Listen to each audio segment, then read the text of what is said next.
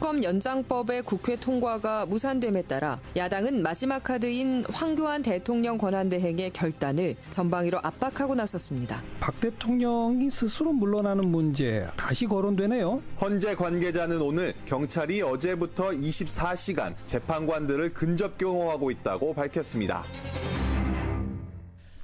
예, 특검 수사기간 연장안 결국 법사위 통과 못했고요. 국회의장 직권상정도 안 됐습니다. 국회가 할 수 있는 일은 이제 없습니다. 특검 연장을 위해서는 황교안 대통령 권한대행이 연장 승인하는 거, 그 방법 딱 하나 남았는데 황 대행이 정말 승인을 할까요? 하려면 벌써 하지 않았을까요? 만약 특검 기간 연장되지 않으면 박 대통령은 물론이고 지금 진행 중인 모든 수사, 이건 어떻게 되는 걸까요? 참여정부의 법무장관 지낸 분이지요. 국민의당의 대선 주자이기도 합니다. 천정배 전 공동대표 연결을 해보겠습니다.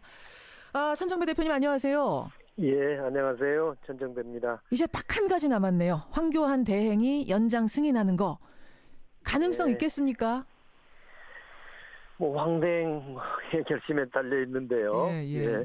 걱정이 많이 됩니다. 그분이 좀 최근에 그 문제에 관해서 좀 딱 부러지게 국민들한테 밝혔으면 좋을 텐데. 그러게요. 물론 아직은 시간이 이제 사흘 남았나요? 며칠 남긴 했습니다만. 사흘이 있습니다. 예. 아니, 저희가 지난주하고 이번주하고 계속 여론조사 돌려봤더니요. 국민의 67% 이상이 특검 수사기간 연장해야 된다. 이 정도로 지지를 하고 있는데도 왜 황 대행이 꿈쩍도 않고 계속 검토 중이다. 사실상 거부 의사를 표명하는 걸까요? 예, 그분으로서는 사실은 그 국민 입장에서 보면 말이 안 되는 건데요. 특검은 박근혜 최순실 게이트 진실을 밝히는 가장 효율적인 수단 아닌가요? 지금으로선 전 국민이 그렇죠. 바라는 가운데 그동안 특검 수사가 진행됐고 또 특검이 주어진 기간을 무슨 게을리 썼다든가 뭐 이런 것도 느껴지지 않지 않습니까? 최선을 다해서 했는데 그럼에도 아직도 뭐 대통령에 대한 대면 수사도 안 돼 있고 그렇죠. 뭐 여러 가지 할 일이 많이 있지 않습니까? 그러면은 연장을 해주는 것이 순리이고 이게 사실은 굉장히 역사적인 일이죠. 이 진실 밝힌 일들이. 그렇죠. 그런데 그건 당연한데 이제 황교안 대행이 자기가 대통령을 나가겠다는 생각인지 무슨 그것으로 박근혜 대통령을 그동안 지지해왔던 그야말로 극단적인 조금 수구 세력 이 사람들의 지지를 얻겠다는 것인지 하여튼 저희도 납득할 수 없는 일입니다. 참 그 납득할 수 없는 가운데 황 총리가 끝까지 버티면 결국 특검은 끝납니다. 28일에 끝납니다. 그렇게 되면 이제 특검이 진행하던 모든 수사 내용, 구속된 사람들에 대한 수사 이거 다 검찰 손으로 넘어가는 거죠? 그렇습니다. 예. 법무부 장관으로서 검찰 지휘하던 분으로서 보시기에 냉정하게 보시기에 지금의 이 검찰 체제에서 그 수사들 잘 이어질까요? 어떻게 보세요? 역시 걱정이 많죠. 국민적 그 열망이 뭐라 하는 것은 검찰도 잘 알고 있겠지만 그러나 지금 검찰은 어쨌든 박근혜 대통령 정부에서 여러 인사권이 행사된 결과로 만들어진 검찰 아닙니까? 그렇죠. 그래서 그 인적 구성원들 가지고서는 아무래도 좀 한계가 있겠죠.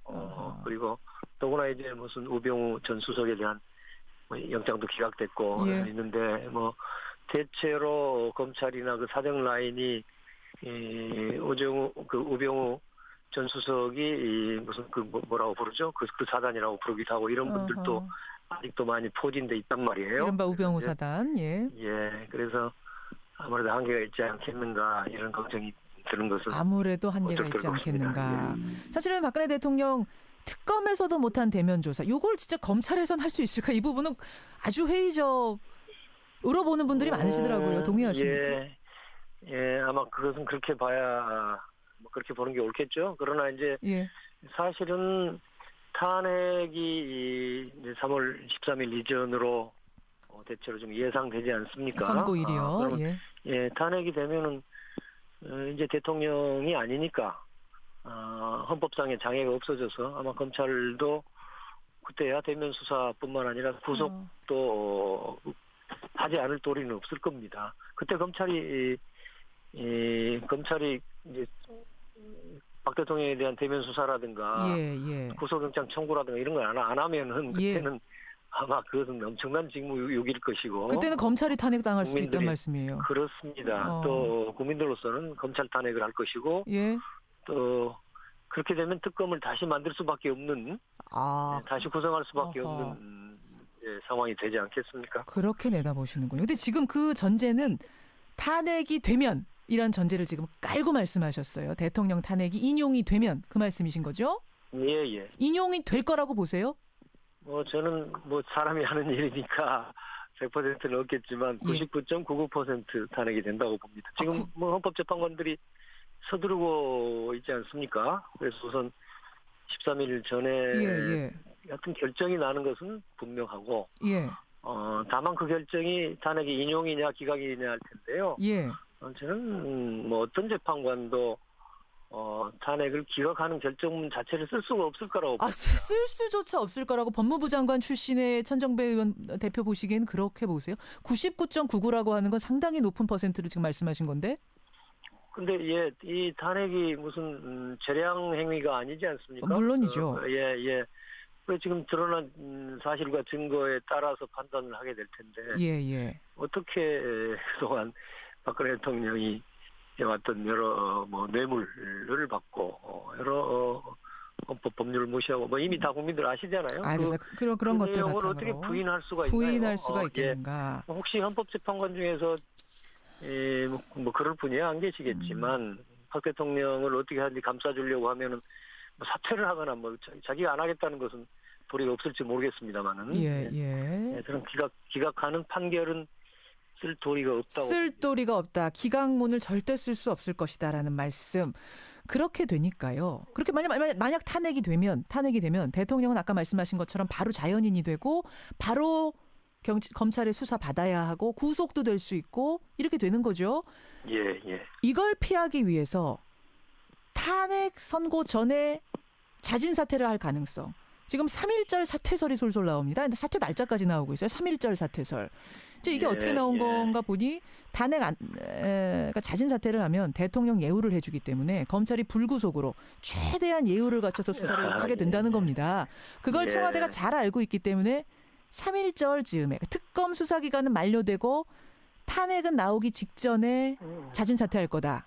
아주 구체적으로 얘기가 나옵니다. 어떻게 생각하세요? 그건 그야말로 허황된 시나리오에 불과한 거죠. 우선 자진 사퇴를 하더라도 탄핵은 계속 돼야 되는 거 아닌가. 사실은 실제로 법률가들도 좀 그렇게 보는 분도 많지 않습니까? 그건 정확하게 규정이 없더군요. 좀 분분하더군요. 탄핵 자진 사퇴를 해도 탄핵 심판은 결론을 내야 된다라는 것과 아니다. 그것은 그냥 각하되는 것이다. 얘기가 좀 분분하더군요. 이게 그냥 개인 간의 소송이라면 각하될 수 있겠지만은 사실은 지금 탄핵은 단순히 무슨 박근혜라는 한 개인의 책임만 묻는 거라기보다는 어떤 역사적인 그 대통령이라는 헌법기관의 그 잘못 여부에 대해서 가리는 일 아닙니까? 그래서 저는 그 자진 사퇴 하더라도 그 박근혜 대통령의 그 잘못과 그 책임은 헌법재판소가 확실하게 결정을 해 주는 것이 헌법재판의 취지에 맞지 않겠는가 저는 지금 그렇게 생각합니다만은 하여튼 그 부분은 그렇게 그거는 이제 재판관들한테 달려 있는 문제고요. 어쨌든 탄핵 결정을 받든 무슨 자진 사퇴를 하든 간에 박근혜 대통령이 대통령직을 잃게 되면은 그럼 구속은 그 다음 날 구속이죠. 그래서 저는 그 다음 날 구속. 그 다음 날 바로 구속이 될 수도 있습니까? 지금 상황이? 아니 과거에 전두환, 노태우 전 대통령들이 사형선고까지 받은 거에 대해서 우리가 잊었나요?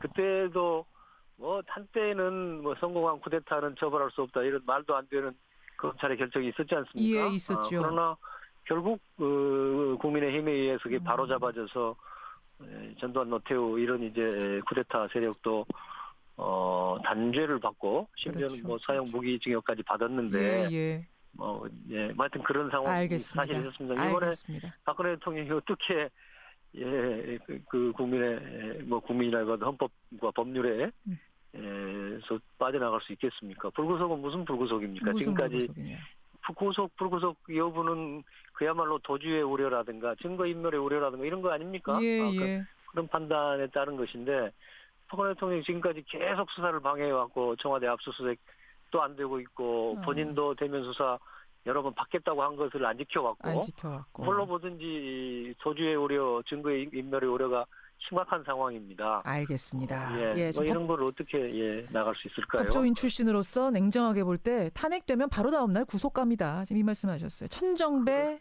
국민의당 전 공동대표 지금 만나고 있습니다. 그나저나 이 얘기도 좀 여쭤봐야 될 것 같아요. 오늘 워낙 뜨거운 이야기가 있어서 먼저 좀 여쭤봤습니다만 어떤 얘기인고 하니 탄핵 심판 결론 나면은 탄핵이 인용되면 대선은 5월달 되는 거 아닙니까? 그렇습니다. 천정배 전 대표 역시 경선 출마하셨어요.